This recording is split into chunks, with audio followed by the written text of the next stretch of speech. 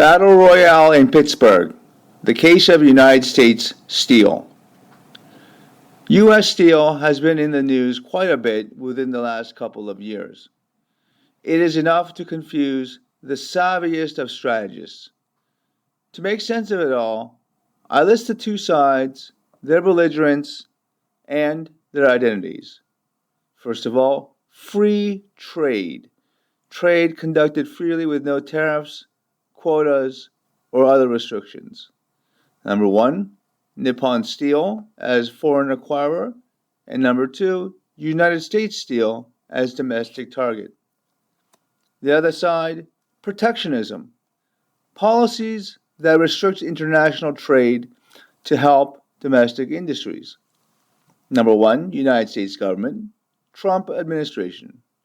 Number two, United Steelworkers, labor union. Number three, Cleveland-Cliffs, joint domestic bidder. Number four, Nucor, joint domestic bidder. And number five, Ancora, activist investor.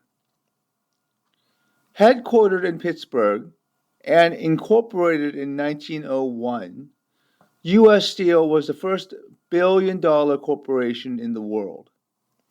In 1902, its first full year of operation, it accounted for 65.7% of the nation's steel production. Today, it has a market capitalization of $8.79 billion and is ranked third largest in the United States. It may be a shadow of its former self, but it is still a force to be reckoned with.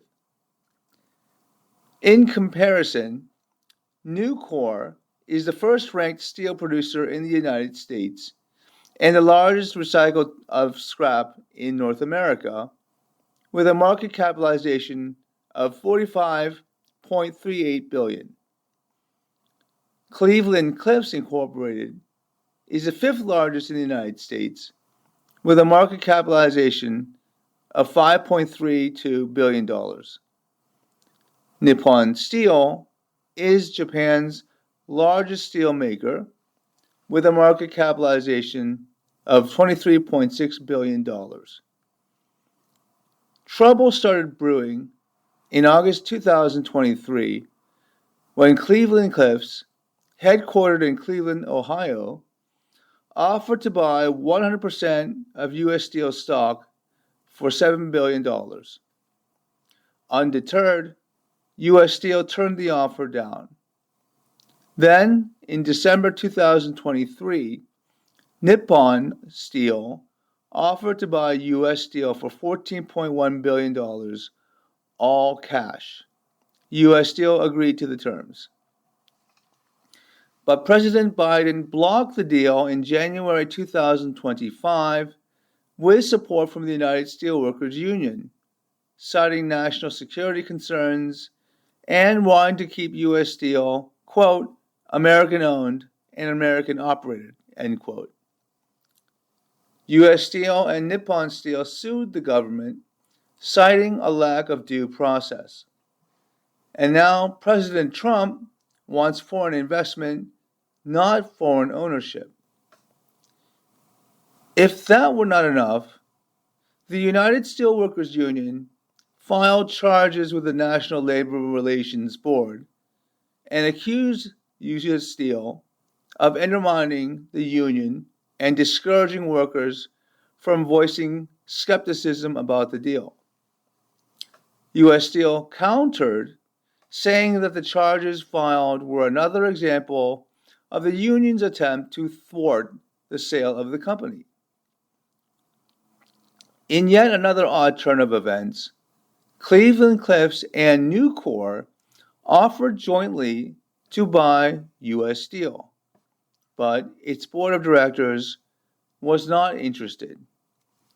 That is when U.S. Steel sued Cleveland-Cliffs, its CEO Lourenco Goncalves, and United Steelworkers President David McCall for engaging in, quote, anti-competitive and racketeering activities, end quote, to prevent the Nippon deal.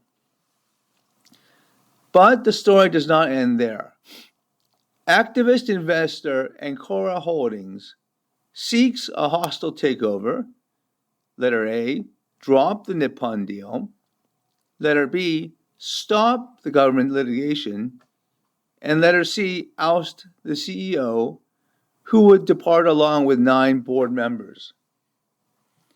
Ancora asked to postpone the annual meeting of stockholders until the smoke has cleared on U.S. Steel's last chance government litigation. So it is in a battle royale with government, labor, competitors, and activists.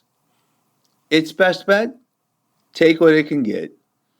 With a minority stake, Nippon invests in property, plant, and equipment and gives labor a fair shake in exchange for seats on the board. And if U.S. Steel can fend off all takeover attempts successfully, its name stays the same and headquarters stays in Pittsburgh. Lastly, the Trump administration's tariffs on steel imports may protect the U.S. steel industry in the short term. By making steel imports more expensive, U.S. Steel gains a competitive advantage. Of course, the long-term impact of tariffs is hard to predict, but for now, a U.S. Steel, Nippon Steel tie-up may be on more equal footing too.